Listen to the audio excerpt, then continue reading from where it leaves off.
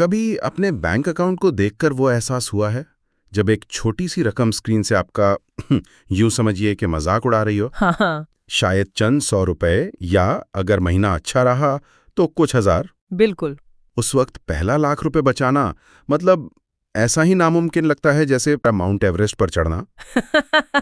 یہ بہت اچھی مثال ہے۔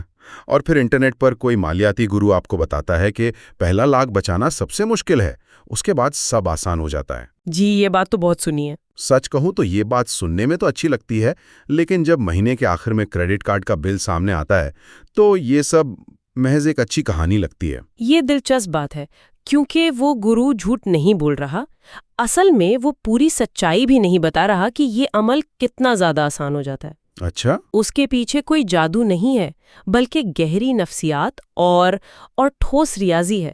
نفسیات اور ریاضی؟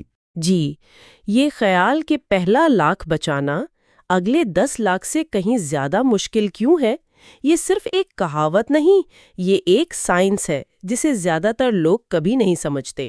اور شاید یہی وجہ ہے کہ کچھ لوگ آسانی سے دولت بنا لیتے ہیں جبکہ باقی اپنی پوری زندگی مالی طور پر جدوجہد کرتے رہتے ہیں۔ تو آئیے اس پر گہرائی سے بات کرتے ہیں۔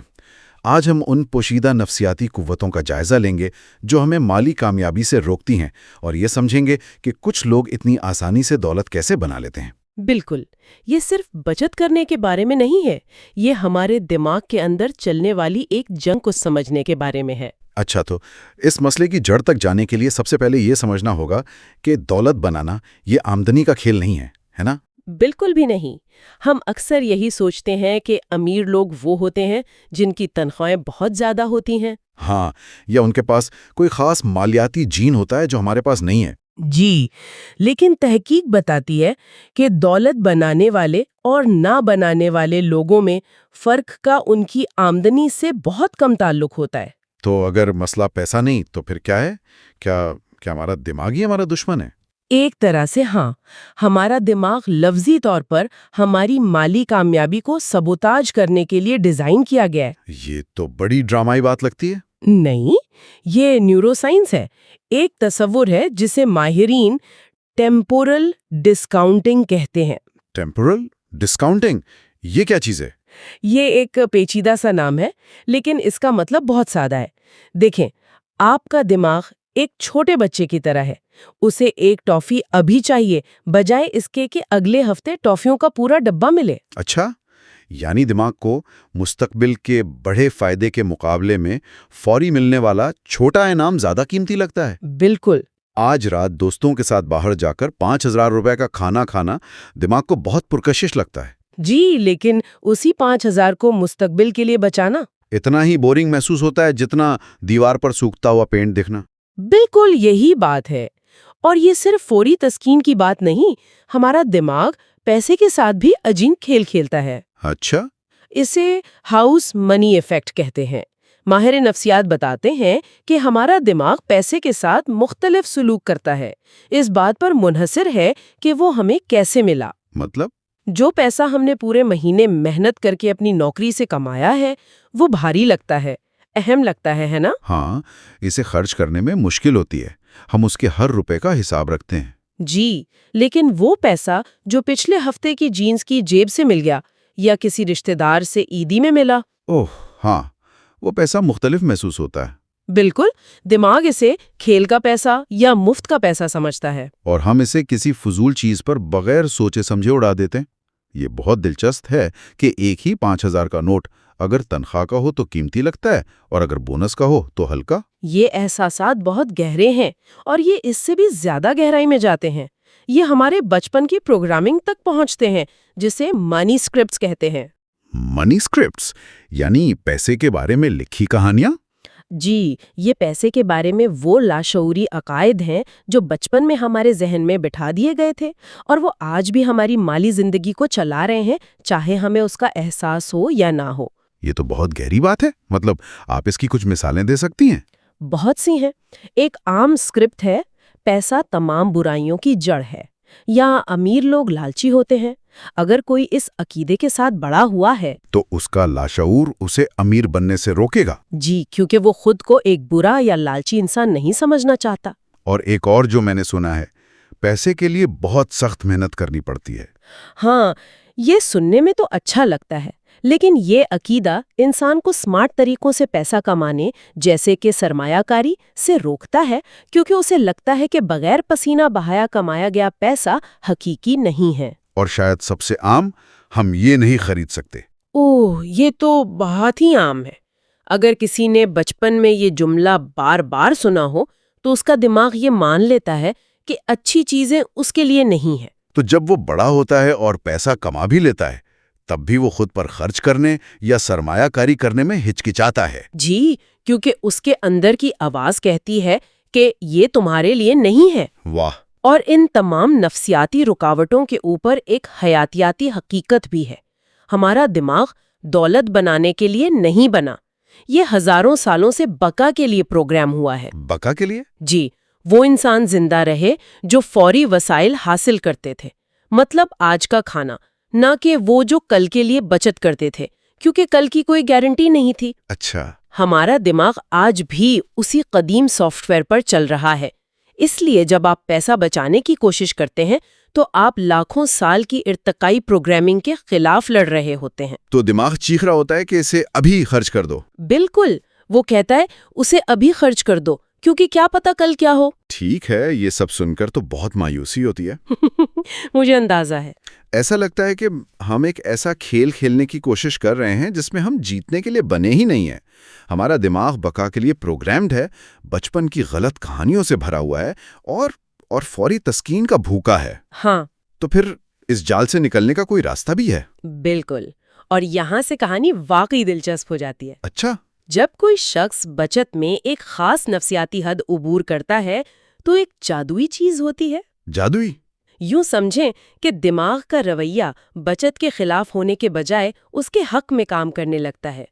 वही नफ्सियाती मैकेनिज्म जो पहले आपके खिलाफ काम कर रहे थे, अब आपके लिए काम करना शुरू कर देते हैं। मतलब वो जो सेल्फ एफिकेसी वाली बात? बिल्कुल, सेल्फ एफिकेसी, जो बुनियादी तौर पर किसी काम में कामयाब होने की अपनी सलाहियत पर आपका यकीन है। यानी जब तक हमारे पास ₹0 की बचत होती है, 10 लाख का ख्याल बिल्कुल नामुमकिन लगता। जी, दिमाग इसका तसव्वुर भी नहीं कर सकता, इसलिए वो कोशिश ही नहीं करता। लेकिन जैसे ही आप अपना पहला 1000, 10,000 या लाख रुपए बचाते हैं, दिमाग में कुछ बदल जाता है। उसे अचानक ठोस सबूत मिल जाता है कि आप इस किस्म के शख्स हैं जो पैसा बचा सकता है। ये सिर्फ एक अच्छा एहसास नहीं है। नहीं, ये एक काबिले पैमाइश रवैये की तब्दीली है। जो लोग कामयाबी से अपना पहला हदफ पूरा करते हैं, उनके लिए अगला हदफ पूरा करने का इम्कान कई गुना बढ़ जाता है। आपके दिमाग ने आपकी शख्सियत के बारे में अपनी पूरी कहानी दोबारा लिख दी होती है। ठीक है, नफ्सियाती तब्दीली तो समझ में आती है, लेकिन आपने शुरू में रियाजी की बात भी की थी। मुझे अब भी ये समझ नहीं आ रहा कि महीने के चंद हजार रुपए बचाकर कोई बड़ी तब्दीली कैसे आ सकती है। ये एक बहुत आम एहसास है। ये तो समंदर में एक कतरा डालने जैसा महसूस होता है। आइए इसे हकीकी आदादो शुमार के साथ देखते हैं। फर्ज करें कि आप हर महीने सिर्फ 10,000 रुपए बचाने का फैसला करते हैं। ठीक है। मुझे मालूम है ये बहुत कम लग सकता है, लेकिन जरा मेरे साथ रहिएगा। 10,000 रुपए माहाना के हिसाब से आपको अपना पहला लाख रुपए बचाने में ठीक 10 महीने लगते हैं। 10 महीने? ये सफर बहुत लंबा और सब्र आजमा लगता है। बहुत ज्यादा। ये 10 महीने उन चीजों को ना कहने में गुजरते हैं जो आप चाहते हैं। 10 महीने ऐसा महसूस होता है कि कोई तरक्की नहीं हो रही। हाँ बिल्कुल, और अक्सर लोग इसी दौरान हिम्मत हार देते हैं। यही तो मसला है। लेकिन आप फर्ज करें कि आप उसी 10,000 रुपए माहाना की बचत जारी रखते हैं, लेकिन अब आप अपनी सरमायाकारी पर सालाना सिर्फ 7% का मुनाफा कमा रही हैं। सिर्फ 7%? ठीक है। तो आपका दूसरा लाख 10 महीनों के बजाय तकरीबन 9 महीनों में जमा होता है। अच्छा, 1 महीना कम? जी, दिमाग इस फर्क को शायद ही महसूस करे, लेकिन एक पैटर्न शुरू हो चुका है। आपका तीसरा लाख 8.5 महीनों में जमा होता है, आपका चौथा लाख 8 माह से भी कम वक्त में। वाह! जब तक आप 10 लाख रुपए के हदफ पर काम कर रहे होते हैं, हर अगला लाख बचाने में आपको 6 माह से भी कम वक्त लग रहा होता है। इसे ही मुरक्कब अफजाइश या कंपाउंड ग्रोथ कहते हैं, है ना? बिल्कुल। اور سب سے اہم بات یہ ہے کہ اب آپ کا پیسہ آپ سے زیادہ محنت کر رہا ہے۔ یہ واقعی ایک طاقتور تصور ہے۔ یعنی ایک وقت آتا ہے جب آپ کا پیسہ خود ہی پیسہ کمانا شروع کر دیتا ہے۔ جی، تو جب آپ مثال کے طور پر 10 لاکھ روپے کی سرمایہ کاری کر لیتے ہیں تو اس وقت کیا ہوتا ہے؟ جب آپ 10 لاکھ روپے کی سرمایہ کاری کر لیتی ہیں تو ایک ناقابل یقین چیز ہوتی ہے۔ 7% سالانہ منافع پر آپ کی سرمایہ کاری سالانہ تقریباً 70,000 روپے خود کما رہی ہے، بغیر میرے کچھ کیے۔ بغیر آپ کے کچھ کیے۔ یہ ماہانہ تقریباً 6,000 روپے بنتے ہیں۔ یہ ایسا ہے جیسے آپ کو آدھے مہینے کی بچت بالکل مفت مل گئی ہو۔ ہاں، اب آپ کا دماغ اس کھیل کو سمجھنا شروع کر دیتا ہے۔ آپ اپنے انویسٹمنٹ اکاؤنٹ کو خوف سے نہیں بلکہ حقیقی جوش و خروش سے دیکھتے ہیں۔ تو آپ کہہ رہی ہیں کہ بچت کا احساس قربانی کے بجائے ایک انعام جیسا لگنے لگتا ہے۔ بالکل، وہی نفسیاتی میکانزم جو بچت کو ناممکن بنا رہے تھے اب بچت کو ایک نشہ آور کھیل بنا دیتے ہیں۔ نشہ آور کھیل؟ جی، اب لوگ ایسے کام کرنا شروع کر دیتے ہیں جو ان کے غریب دوستوں کو پاگل پن لگتے ہیں۔ وہ اپنی ماہانہ بچت بڑھانے کے طریقے تلاش کرتے ہیں۔ وہ بونس یا عیدی کے بارے میں پرجوش ہوتے ہیں۔ اس لیے نہیں کہ وہ اس پیسے کو اڑا سکیں۔ نہیں، بلکہ اس لیے کہ وہ اسے اپنی سرمایہ کاری میں ڈال کر اسے بڑھتا ہوا دیکھ سکیں۔ ان کا نقطہ نظر مکمل طور پر بدل جاتا ہے۔ بچت کو محرومی کے طور پر دیکھنے کے بجائے وہ فضول خرچی کو مستقبل کی دولت سے محرومی کے طور پر دیکھنا شروع کر دیتے ہیں۔ بالکل یہی۔ لیکن اس کے لیے تو بہت صبر چاہیے ہوتا ہوگا۔ مجھے لگتا ہے کہ بہت سے لوگ سرمایہ کاری سے اس لیے بھی ڈرتے ہیں کہ انہوں نے لوگوں کو اسٹاک مارکیٹ میں پیسے کھوتے ہوئے دیکھا ہے۔ یہ ایک بہت اہم نقطہ ہے اور اسی لیے مالی خواندگی ضروری ہے۔ ہم یہاں دن کے تاجر بننے کی بات نہیں کر رہے، ہم طویل مدتی متنوع سرمایہ کاری کی بات کر رہی ہیں، جیسے کم لاگت والے انڈیکس فنڈز میں۔ ٹھیک ہے۔ تاریخ بتاتی ہے کہ مختصر مدت میں مارکیٹ میں اتار چڑھاؤ آتا ہے، لیکن طویل مدت میں یہ ہمیشہ اوپر گئی ہے۔ صبر اور مستقل مزاجی کلیدی حیثیت رکھتے ہیں۔ تو جب آپ کے پاس سمجھیں 50 لاکھ روپے کی سرمایہ کاری ہوتی ہے تو 7% منافع پر وہ پیسہ سالانہ تقریباً 3.5 لاکھ روپے خود کما رہا ہے۔ 3.5 لاکھ، یہ ماہانہ تقریباً 30,000 روپے بنتے ہیں۔ جی، اس مقام پر آپ کی سرمایہ کاری آپ کے سوتے ہوئے بھی آپ کے لیے اتنا کما رہی ہیں جتنا بہت سے لوگ پورے مہینے میں کماتے ہیں۔ اور یہاں ہمیں یہ بھی سمجھنا ہوگا کہ پیسہ دراصل کیا نمائندگی کرتا ہے۔ زیادہ تر لوگ سمجھتے ہیں کہ پیسہ چیزیں خریدنے کے لیے ہوتا ہے۔ بڑا گھر، نئی گاڑی، مہنگے کپڑے۔ جی، لیکن دولت مند لوگ سمجھتے ہیں کہ پیسہ انتخاب کی آزادی خریدنے کے لیے ہوتا ہے۔ انتخاب کی آزادی۔ جب آپ کے پاس 0 بچت ہوتی ہے تو آپ کے پاس 0 مالی انتخاب ہوتے ہیں۔ آپ وہ نوکری کرتے ہیں جو آپ کو مل سکتی ہے، نہ کہ وہ جو آپ چاہتے ہیں۔ اور آپ ایک ایسی نوکری میں پھنسے رہتے ہیں جو آپ کو ناخوش کرتی ہے کیونکہ آپ کے پاس چھوڑنے کی گنجائش نہیں ہوتی۔ بالکل، آپ کے پاس کوئی بفر نہیں ہوتا۔ لیکن جب آپ کے پاس 10، 20 یا 50 لاکھ روپے کی بچت ہوتی ہے تو آپ کے پاس اچانک اختیارات آ جاتے ہیں۔ آپ رسک لے سکتے ہیں، آپ کوئی نیا کاروبار شروع کر سکتی ہیں۔ آپ خود میں سرمایہ کاری کر سکتے ہیں۔ یہی اصل آزادی ہے۔ زیادہ تر لوگ اس تبدیلی کا تجربہ کبھی نہیں کرتے کیونکہ وہ ان ابتدائی مشکل مہینوں میں ہمت ہار دیتے ہیں۔ وہ اپنے معمولی بچت اکاؤنٹ کو دیکھتے ہیں اور سوچتے ہیں اس سے کچھ نہیں ہو رہا۔ انہیں یہ احساس نہیں ہوتا کہ وہ اس نفسیاتی کامیابی سے صرف چند مہینے دور ہیں جو ان کی پوری مالی تقدیر بدل سکتی ہے۔ اچھا، جب ہم چھوٹے فیصلوں کی بات کرتے ہیں تو مجھے وہ کلاسک مثال یاد آتی ہے جو ہر مالیاتی گرو دیتا ہے، روز کی کافی۔ ہاں، کافی والی مثال۔ سچ کہوں تو میں یہ سن کر تھوڑا ذاتی طور پر حملہ آور محسوس کرتا ہوں۔ میری صبح کی چائے یا کافی تو مقدس ہے۔ میں سمجھ سکتی ہوں، اور مقصد کسی کو شرمندہ کرنا نہیں ہے، مقصد صرف ریاضی کو سمجھنا ہے۔ ٹھیک ہے۔ آئیے کافی کو چھوڑ دیتے ہیں، کسی اور مقامی مثال کو لیتے ہیں۔ فرض کریں کوئی شخص روزانہ دفتر میں باہر سے 500 روپے کا لنچ خریدتا ہے۔ ٹھیک ہے، یہ کوئی بہت بڑی رقم نہیں لگتی۔ نہیں لگتی، لیکن یہ ہفتے کے 2,500 اور مہینے کے 10,000 روپے بنتے ہیں۔ سالانہ یہ 1,20,000 روپے ہے۔ 1,20,000؟